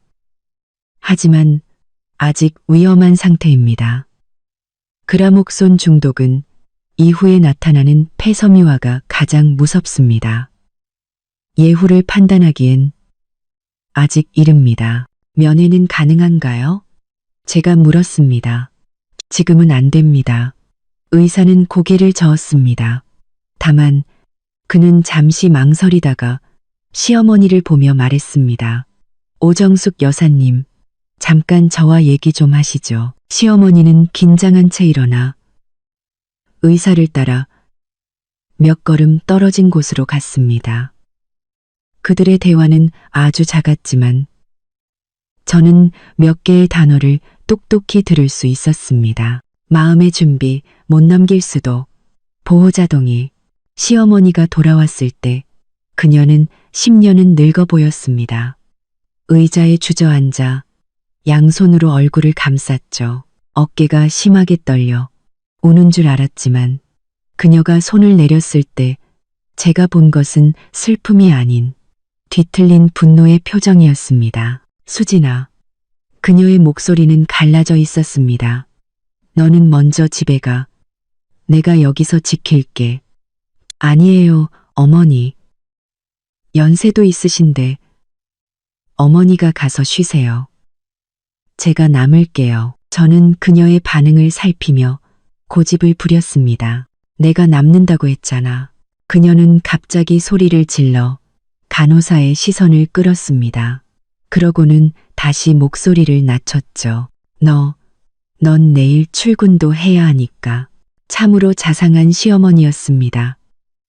저는 속으로 비웃었죠. 그녀는 저를 쫓아내고 무언가 떳떳하지 못한 일을 처리하려는 것이 분명했습니다. 알겠습니다. 그럼 내일 아침 일찍 와서 교대해 드릴게요. 저는 순종적인 척 일어나 가방을 챙겼습니다. 어머니, 너무 걱정 마세요. 지훈 씨 괜찮을 거예요. 병원을 나서자 차가운 밤 공기가 얼굴을 스쳤습니다. 저는 심호흡을 하고 갑자기 미친 듯이 웃기 시작했습니다. 텅 빈 주차장에 웃음소리가 울려 퍼졌죠. 이 얼마나 완벽한 아이러니인가요? 시어머니는 저를 죽이려다 제 손으로 자기 아들을 잡은 셈이었습니다. 이제 제가 할 일은 이 실수가 계속되도록 만드는 것이었습니다. 차를 몰아 집으로 가는 길, 휴대폰이 울렸습니다. 흥신소 탐정이었습니다. 김 여사님, 요청하신 자료 전부 준비됐습니다. 특히 그 아이 출생증명서가 아주 기가 막힙니다. 직접 보셔야 할 겁니다. 내일 오전 10시 거기서 뵙죠. 저는 전화를 끊고 엑셀을 밟았습니다. 밤은 칠흑같이 어두웠지만 제 마음속 복수의 불꽃은 더욱 거세게 타오르고 있었습니다. 새벽 6시 저는 뜨거운 커피 2잔과 빵을 사들고 병원으로 돌아왔습니다.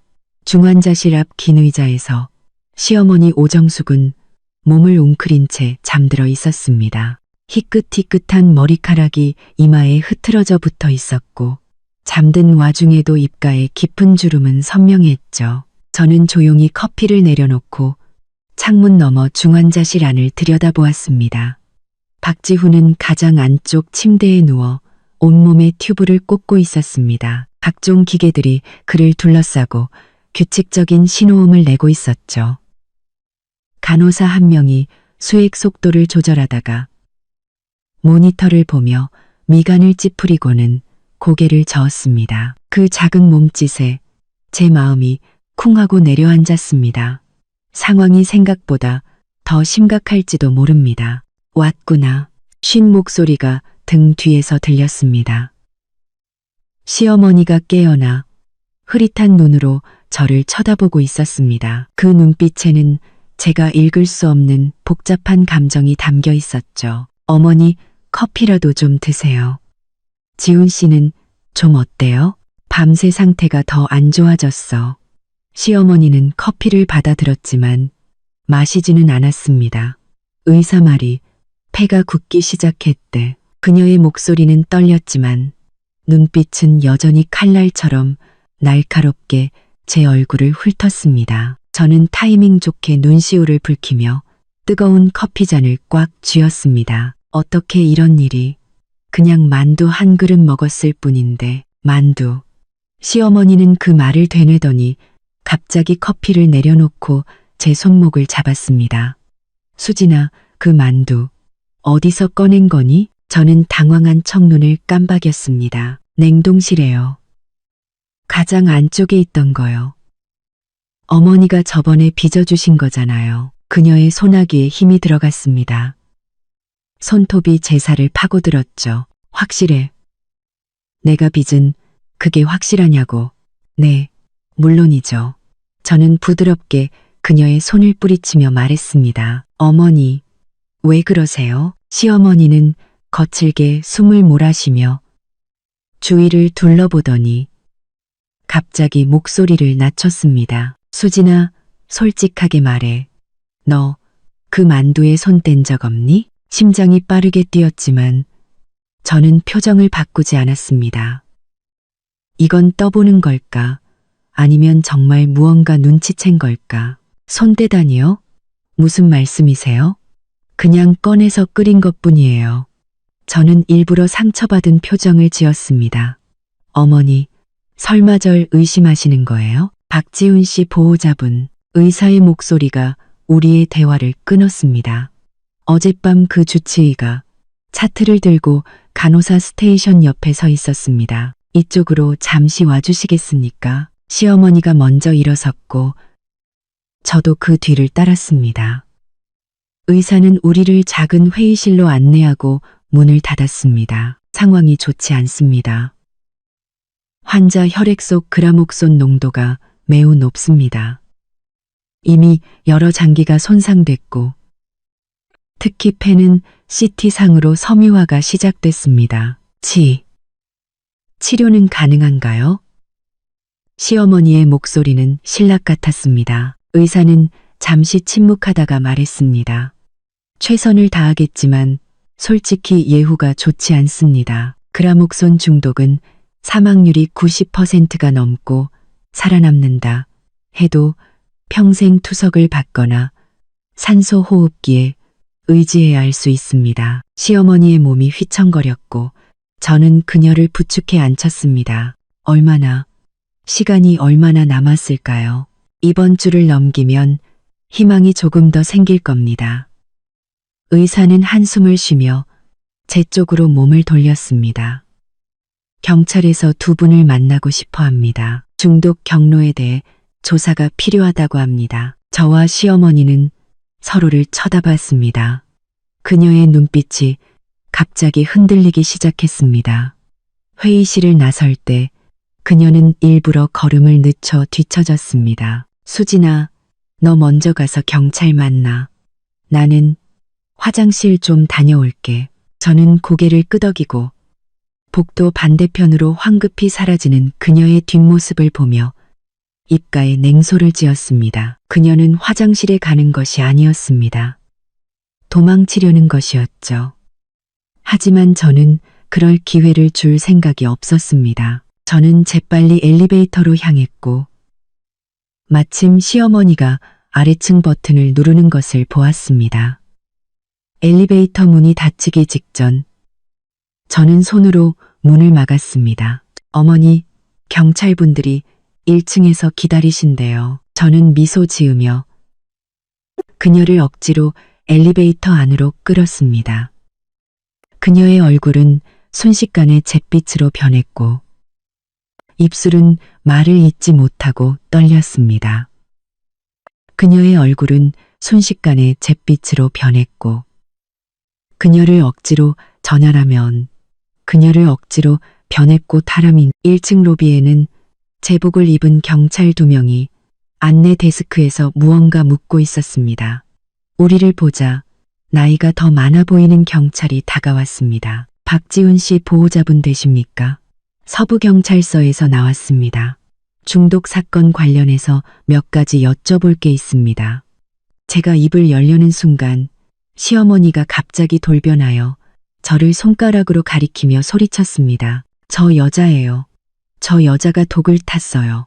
내 아들을 죽이려고 했다고요. 로비에 있던 모든 사람들의 시선이 우리에게 쏠렸습니다. 진정하세요, 아주머니. 천천히 말씀해 보세요. 경찰 아저씨, 우리 아들이 어젯밤에 저 여자가 끓여준 만두를 먹고 쓰러졌어요. 쟤는 평소에도 우리 아들이 잘 나가는 걸 질투하고 자기한테 소홀하다고 불평했단 말이에요. 제가 범인이에요. 경찰의 의심스러운 눈초리가 제게로 향했습니다. 저는 심호흡을 하고 즉시 변명하지 않았습니다. 대신 눈에 천천히 눈물이 고이게 만들었죠. 천천히 눈물이 고이게 만들었죠. 어머니, 어떻게 그런 말씀을 하세요?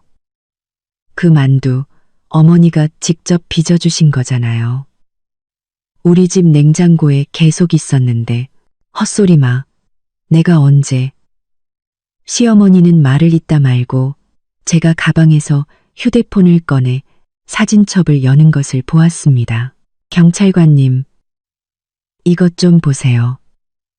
저는 지난주에 찍어두었던 시어머니가 부엌에서 만두를 빚는 뒷모습과 그 갈색 약병을 클로즈업한 사진을 보여주었습니다. 이건 지난주에 시어머니가 저희 집에서 만두 빚으실 때 제가 찍은 사진이에요.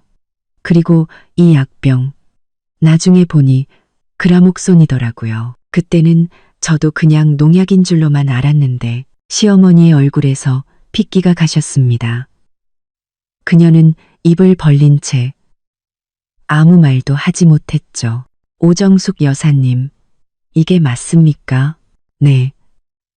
맞긴 한데 저건 내가 가져간 게 아니에요. 저 여자가 날 모함하는 거라고요. 어머니, 저는 로비의 모든 사람이 들을 수 있도록 목소리를 높였습니다. 지난주에 저한테 분명히 말씀하셨잖아요. 이건 지훈 씨를 위해 특별히 빚은 만두니까 꼭 먹이라고요. 저는 이제야 어머니가 저를 받아주시는 줄 알고 얼마나 기뻤는데 설마 저를 죽이려다가 실수로 지훈 씨를. 제 마지막 말은 폭탄처럼 로비에 터져나갔습니다. 주위에서 웅성거리는 소리가 들렸고 경찰의 표정은 극도로 심각해졌습니다. 두 분 다 서로 가서 진술서를 작성해 주셔야겠습니다. 이건 단순 중독 사건이 아니라 살인, 미수 사건일 수 있습니다. 하지만 우리 아들이 중환자실에 있는데 병원에는 저희가 사람을 남겨두겠습니다. 조사에 협조해 주십시오. 바로 그때 제 휴대폰이 울렸습니다. 흥신소 탐정이었습니다. 저는 전화를 끊었지만 바로 문자가 왔습니다. 출생증명서 확보. 결과가 충격적임. 바로 오시길. 심장이 멎는 듯 했습니다. 탐정마저 충격적이라고 표현할 만한 결과라니. 대체 무엇일까요? 경찰서로 가는 길, 시어머니는 말이 없었고, 저는 그 틈을 타 윤서에게 메시지를 보내 병원에서 박지훈의 상태를 지켜봐 달라고 부탁했습니다. 경찰서 조사실에서 저는 시어머니의 최근 이상 행동과 그 갈색 약병에 대해 사실대로 진술했습니다. 물론 제가 만두를 바꿔치기 했다는 사실은 무덤까지 가져가야 할 비밀로 남겨두었죠. 박지훈 씨와의 결혼 생활은 어땠습니까? 경찰이 물었습니다. 그냥 괜찮았어요. 남편이 너무 바빠서 자주 야근하는 것 빼고는요. 혹시 제3자가 개입한 정황은 없었습니까? 네. 왜 그런 걸 물으시죠? 혹시 한유라라는 사람을 아십니까? 경찰이 어떻게 한유라를 알게 된 걸까요? 시어머니가 먼저 선수친 걸까요? 제 대학 동기예요. 그리고 제 남편의 상간녀이기도 하고요. 둘 사이에 아이도 하나 있어요. 박지훈 씨가 유언장을 작성했다는 사실은 알고 계셨습니까? 유언장이요? 저는 몰랐는데요. 저희가 파악한 바로는 박지훈 씨는 3개월 전 모든 재산을 한유라 씨의 아들인 박하준 군에게 상속한다는 유언장을 작성했습니다. 만약 남편분이 사망하면 김수진 씨는 한 푼도 받지 못하게 되는 겁니다. 그 말은 마치 제 명치에 날아든 강력한 펀치 같았습니다. 그가 나를 배신한 것은 알았지만 이토록 철저하게 버리려 했을 줄은 몰랐습니다. 7년의 결혼 생활의 대가가 이것이라니. 그래서 당신에게는 충분한 살해 동기가 있습니다. 남편이 죽고 시어머니가 범인으로 몰리면 아니에요. 제가 죽이려 했다면 왜 우리 집에서 독을 썼겠어요? 왜 증거를 휴대폰에 남겨뒀겠냐고요. 저는 목소리를 높였습니다. 경찰관님, 차라리 제 시어머니와 그 한유라라는 여자의 관계를 조사해 주세요. 두 사람, 분명히 무언가 있어요. 조사는 2시간 동안 계속되었습니다. 경찰서를 나올 때쯤에는 이미 정오가 지나 있었습니다. 시어머니는 추가 조사를 위해 경찰서에 남았고 저는 집으로 가도 좋다는 허락을 받았습니다. 경찰서 문을 나서자마자 저는 흥신소 탐정에게 전화를 걸었습니다. 김 여사님, 이건 직접 보셔야 합니다. 탐정 사무실 책상 위에는 몇 장의 서류가 펼쳐져 있었습니다. 탐정은 그중 한 장을 가리키며 말했습니다. 이게 박하준 군의 출생증명서 사본입니다. 불이란을 보시죠. 저는 허리를 숙여 서류를 들여다보았고 순간 얼어붙었습니다. 부의 성명란에는 박상철이라는 이름이 선명하게 적혀 있었습니다. 박상철, 이건 제 시아버님 성함인데요. 탐정은 고개를 끄덕이며 다른 서류를 내밀었습니다. 이건 박상철 씨의 사망 진단서입니다. 5년 전에 간암으로 사망했죠. 하지만 법적으로는 여전히 이 아이의 아버지입니다. 머릿속이 하얘졌습니다. 그 말은 한유라의 아이가 박지훈의 아이가 아니라 그의 아버지, 즉 제 시아버지의 아이라는 뜻이었습니다. 제 남편은 그의 새어머니와 같은 여자를 만났던 것입니다. 더 기가 막힌 것도 있습니다. 탐정은 사진 한 뭉치를 꺼냈습니다. 한유라 씨를 추적하다 보니 당신 시어머니와 아주 자주 만나더군요. 이건 두 사람이 카페에서 만나는 사진. 이건 같이 백화점에 간 사진입니다. 사진 속에서 시어머니와 한유라는 마치 모녀처럼 다정했습니다. 심지어 한 사진에서는 시어머니가 그 아이를 안고 제가 한 번도 본 적 없는 자애로운 미소를 짓고 있었습니다. 두 사람 안지 얼마나 됐죠? 최소 3년입니다. 이 사진은 2년 전에 찍힌 건데 당신이 유산하기 2달 전입니다. 세상이 무너지는 것 같았습니다.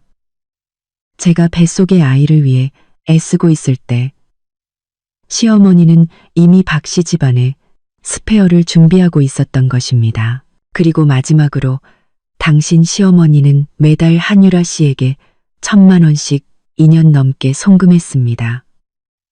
명목은 생활비였고요. 저는 탐정 사무실을 나와 쏟아지는 비를 맞으며 거리를 걸었습니다. 제 결혼, 제 유산, 그리고 그 아이의 존재까지 모든 것이 박 씨 집안의 재산을 지키기 위한 거대한 사기극의 일부였습니다. 그때 윤서에게서 전화가 왔습니다. 수진아, 내 시어머니가 젊은 여자랑 아이를 데리고 병원에 왔어. 한유라, 그 여자구나. 지훈 씨 상태는 어때? 안 좋아. 의사 말이 오늘 밤을 넘기기 힘들 것 같대. 윤서는 잠시 말을 멈췄습니다. 수진아, 그런데 그 아이 너랑 닮았어. 알아. 특히 눈이랑 턱이 똑같지. 어떻게 알았어? 그 애는 박지훈의 아이가 아니거든. 걔 동생이야. 저는 전화를 끊고 병원으로 차를 몰았습니다.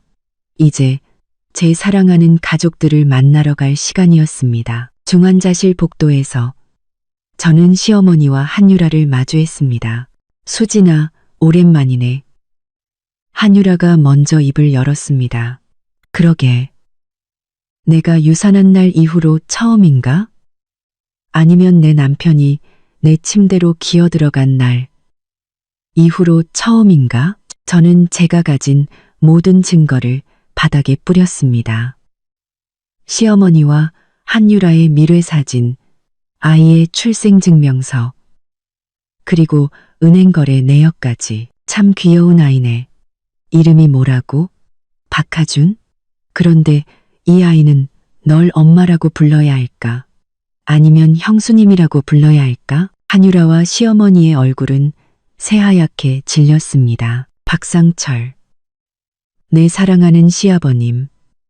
그리고 이 아이의 법적인 아버지. 참 웃기지 않아. 오정숙 여사? 당신 남편이랑 아들이 같은 여자를 공유했는데 당신은 그걸 알면서도 이 아이를 키우는 걸 도왔잖아. 바로 그때 경찰 2명이 복도 끝에서 나타났습니다. 마침 잘 오셨네요. 경찰관님, 제 남편 중독 사건에 대해 추가로 제보할 게 있습니다. 저희도 방금 병원 측 연락을 받았습니다. 박지훈 씨가 잠시 의식을 회복해서 가족에게 할 말이 있다고 합니다. 중환자실 문이 열리고 의사가 나왔습니다. 환자 상태가 매우 위독합니다. 딱 한 분만 5분 이내로 면회가 가능합니다. 경찰은 시어머니를 제지하고 저를 먼저 들여보냈습니다. 침대에 누운 박지훈은 숨 쉬는 것조차 힘들어 보였습니다. 그는 저를 보고 간신히 입을 열었습니다. 미안해. 7년 만에 처음 듣는 사과였습니다. 엄마가 시켰어. 그 아이, 사실은 아버지 아이야. 그는 가쁘게 숨을 몰아쉬었습니다. 유 원장. 바꿨어. 전부 당신한테. 엄마가 당신을 죽이려고 했어.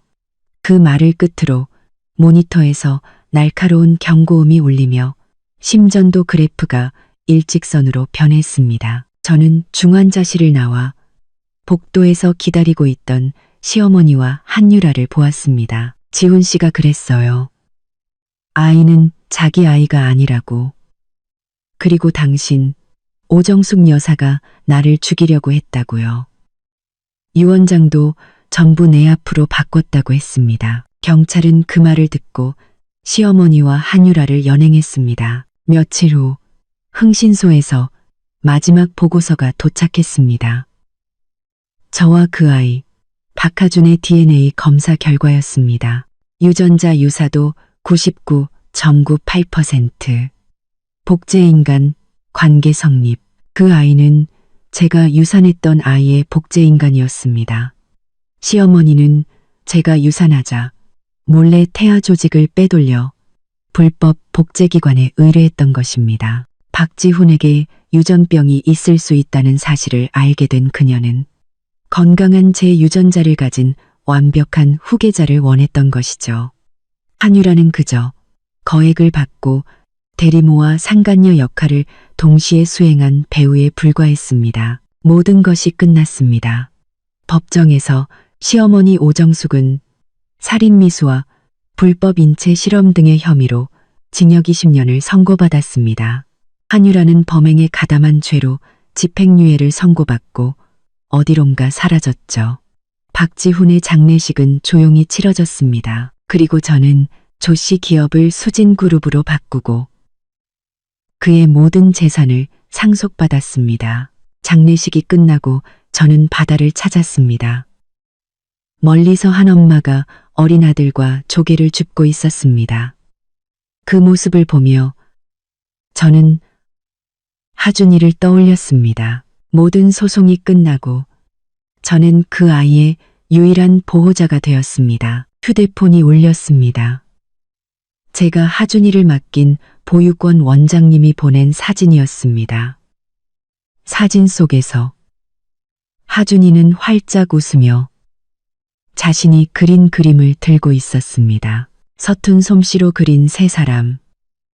그중 한 명은 제 머리색과 같은 노란색으로 칠해져 있었죠. 저는 사진을 보며 처음으로 마음속 깊은 곳에서부터 우러나오는 눈물을 흘렸습니다. 복수는 끝났습니다. 하지만 제 인생은 이제부터 시작이었습니다. 저는 하준이에게 답장을 보냈습니다. 내일 엄마가 보러 갈게. 파도가 제 발등을 부드럽게 감쌌다 멀어졌습니다. 과거의 아픔을 씻어내듯 저 멀리 수평선 너머로 새로운 해가 떠오르고 있었습니다.